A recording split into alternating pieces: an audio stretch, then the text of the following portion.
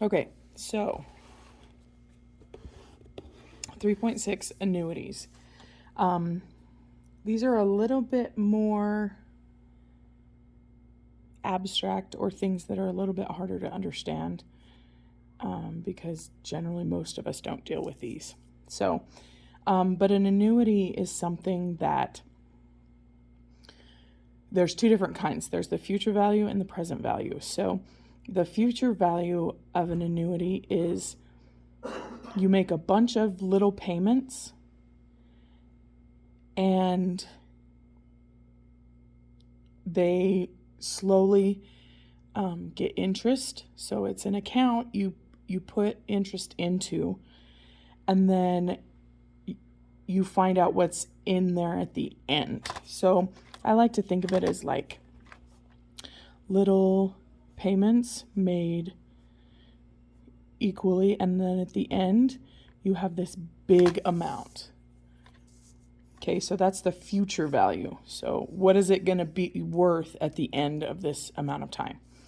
And then the present value is like, how much money do I have to have in an account to be able to take out a certain number of equal payments? So it's like, how much do I have to put into an account to begin if I want to, in the future or whatever, be able to take out a certain number of not payments, but certain number of withdrawals of equal, like how much has to be here to be able to do this for a certain amount of time. And then there's two charts, and those are really bad copies, so I went ahead and this is available. So this stuff is very similar to finding just regular interest, because it's like rate per period. You have to find the periods, things like that. And then you just multiply the amount of money. Anyway, okay, so we are going to, so we have Tan, and he decides, okay, so I got interrupted, so not quite sure where I was, so we're just going to start this one again. Tan decides to put $100 each quarter into an account earning 4% annual interest compounded quarterly. How much will be in the account after 5 years, and how much of that money will be interest? So this would be an example of, okay, he's going to put 100, so like 100, 100, 100, 100. So this would be 1 year. 1 year, okay?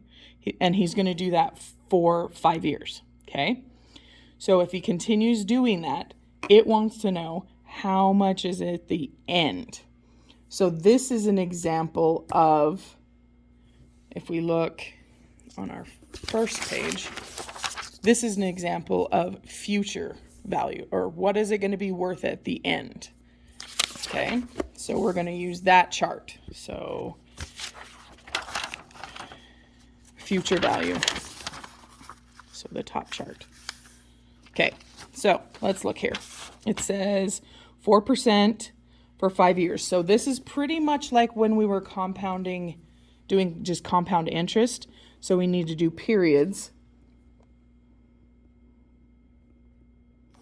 So 5 years times 4 quarters equals 20 periods. Okay.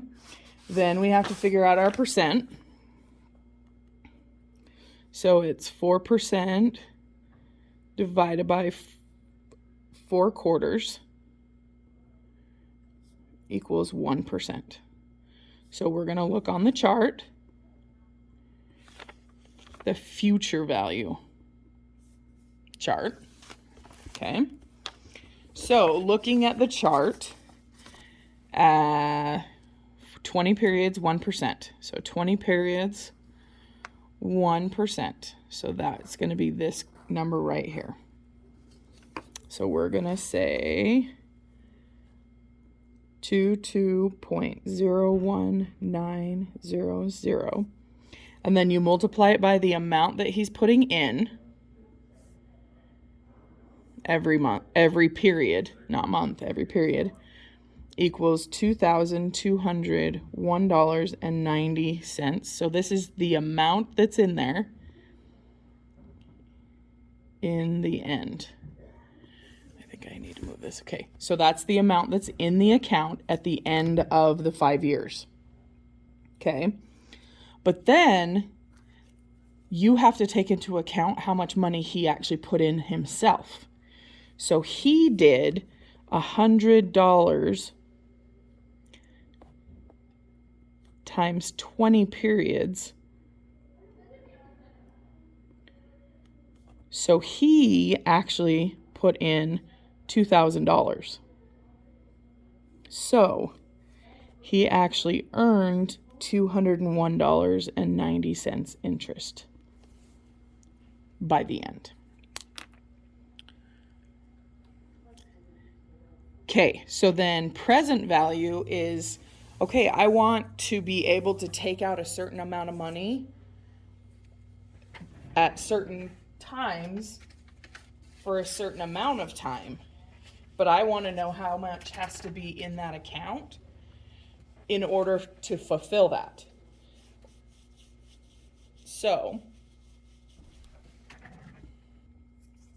we're going to look at what this one is. So Josh wants to receive an annuity payment of $200 for each quarter for the 4 years he will be in college. If his account earns 6% interest, how much money must be in the account by the time he starts college? How much of what he receives will be interest? So it's how much does he have to have in the account at the beginning? So this is what we're trying to find. In order for him to be getting $200 each quarter,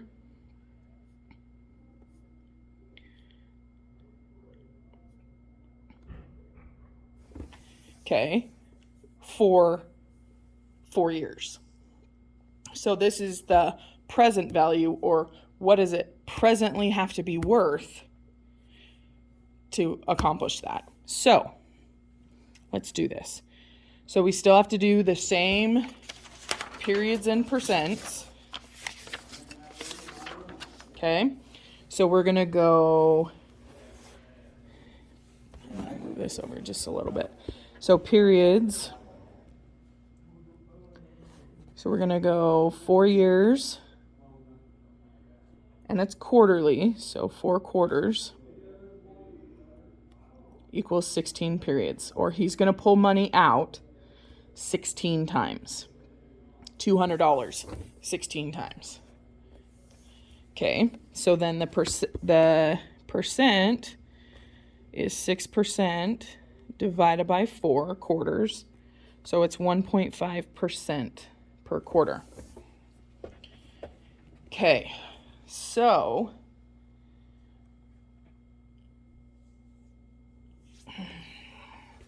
we're going to look on the chart for the present value, or what does it need to be worth right now to get the number. So 16 periods down here, 16 periods and 1.5%. So I've got 14.13126. So we're going to go move this over here. So 14.13126, and we're going to multiply it by the $200 that he wants per quarter up here. Okay. So then that total is $2,826.25. Okay. So this is how much has to be in the account for him to be able to pull out $200. So must be in account. Okay. The problem is is the only way that we can find interest, because this is how much he needs to put in there. Okay. So we actually have to figure out how much money he took out in the 4 years. So we're going to do, let's do it over here. We'll do 200 per quarter times 16 quarters. So in the end, he will actually have received $3,200 by the end. So the difference between those is going to be his interest, or the interest that the account earned over time.